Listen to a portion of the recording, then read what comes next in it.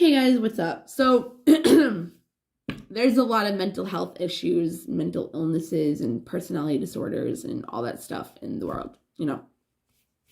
Trauma, childhood trauma, CPTSD, PTSD, like everything, all that good stuff.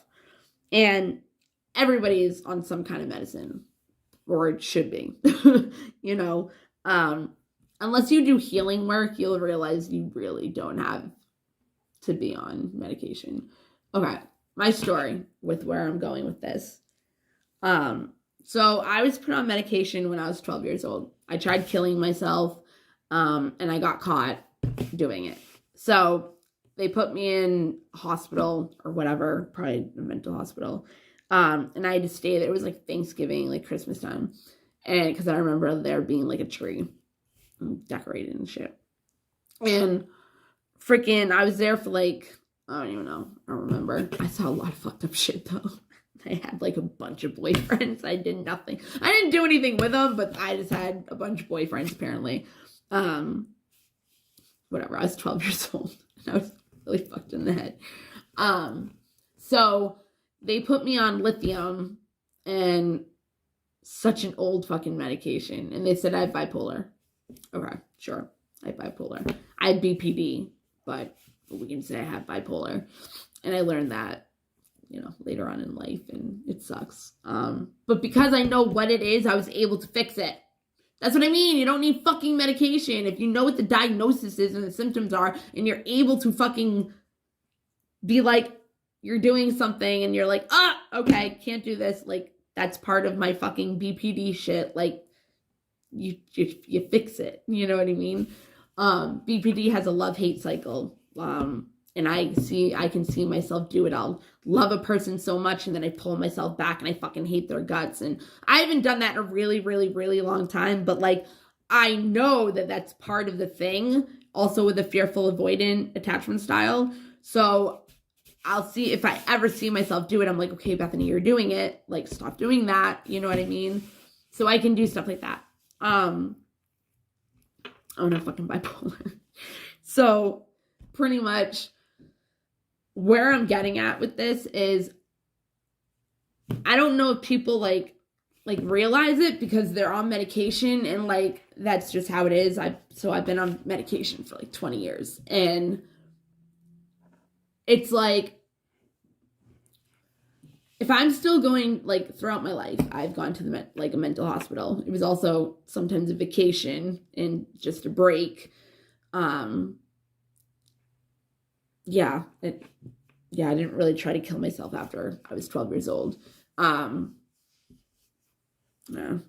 And it wasn't like until I was in my 20s that I went. And I was also one of the times convinced that I was the problem and why our family was fucked up. And right after like something that was fucking so bad, and I was antagonized from another fucking country, like, and there was so much stuff going on at my apartment that I came home to, and the neighbors were telling me everybody in the neighborhoods were fucked up. They're all fucking on drugs, and John, he wanted drugs and he needed profit money, so he got everybody else hooked on everything while I was gone. Started dating his heroin dealer, and she's dead now, and he tried killing, whatever, like fucking whatever. My point is that I was,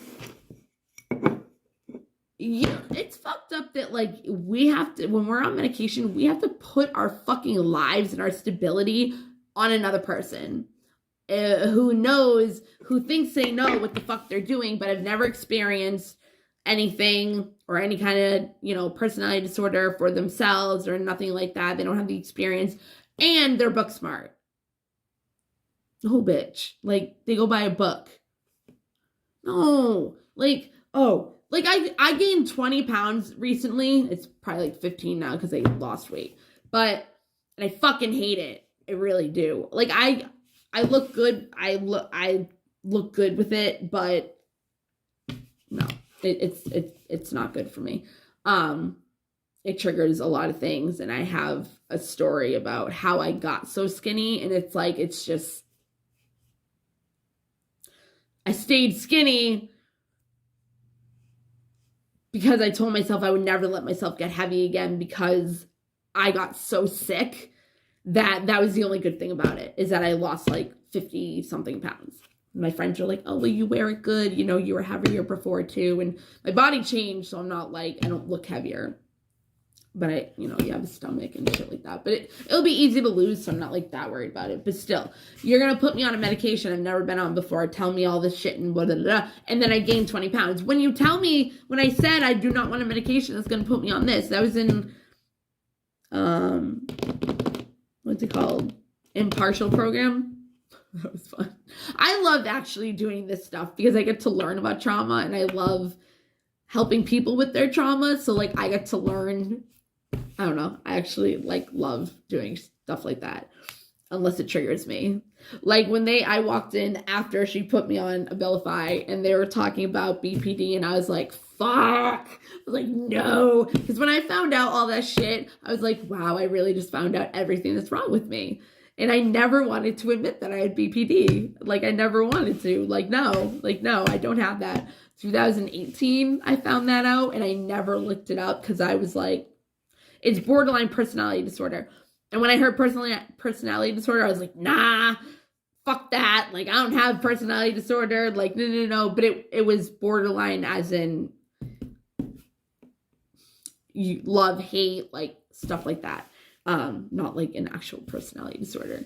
And I was like, if I would have known 2018, I would have probably, I don't know if I would have actually known, but could have helped if I did. But I was so against it. I was like, nah, nope, fuck you, nope, nope. Yeah, that was bad. So I walk in and everybody is like, I told my story and everybody was crying because they were like, wow, like this is me, like this is me. Like, I don't know, like when I found out that I had that, I bawled my eyes out. That was a really hard thing for me to go through, like really hard thing. That was last year around Christmas time. It was really hard, like really fucking hard. And I don't know why. I don't know if it's because you actually find out what's wrong with you and you find out that there is something wrong with you, and that like, I don't know. I don't know why it was such a big deal for me. I don't. But everybody was crying in that room, and I was crying. I was like, yo, like this is my story. Like, I have a video of it. Like, I put it up. But it was horrible. It was fucking horrible. And I like really didn't have anybody there to like help me go through it. So I had to process it. Like pretty much nobody's ever there when I need somebody. No, because I don't let anybody be there. I have my friends. My friends would be there for me. You know what I mean? Like, but like in different ways. Like just different ways. Because I have friends that I go to for one thing or another. Like if I need help with a certain thing, I go to one certain friend. And if I need something, a different thing, like I'll go to a different friend. Like that's just how it is. Because of the kind of relationship we have. So it like was hard because I was like really isolated at that time too, like trying to figure out like myself and healing myself and going through a lot of shit on the side. And just feeling like abandoned and neglected and rejected from another situation. So it was like, what else am I going to do? Like, I might as well work on myself so I can fucking whatever. So like every time I would get knocked down, I'd be like, yeah, okay, let's do this. Get back up, fucking sometimes try again, get back up. You know, but it made me stronger. So I'm grateful for that situation. Lasted 2 years. It sucked. Anyways. So I have my doctor, and because I'm not needing medication really as much, because I realize it's really just inner work and you know, whatever. But now I'm codependent on them. I don't need them, but I'm codependent. So it's like the medication, I don't need it, but my body is codependent on it. And we're just going to go through this. My biggest conspiracy. Okay. A lot of kids have childhood trauma, right? And it has the same pretty much symptoms as ADHD. So when kids come in with problems with childhood trauma, they automatically are like, oh, they have ADHD, put them on medication. I went to the doctors and they told me that Dawson had ADHD, and I just wanted to see what they would say because they're taking like a bunch of people off Xanax and Adderall, like adult people, and so I'm talking to his doctor, and he recommended Adderall and Concerta. Adderall, okay, give my kid fucking Adderall. So I'm like, nah, I'm like, let's do Concerta. I was on Concerta when I was younger, and Wellbutrin and all that. And those are like the drugs to get high off of in rehabs, like sober houses. And then gabapentin is like Xanax. I'm so bad, I know this stuff. But anyways, so you put a child on medication, right? They don't need it. They just need like therapy or somebody to talk to or like something.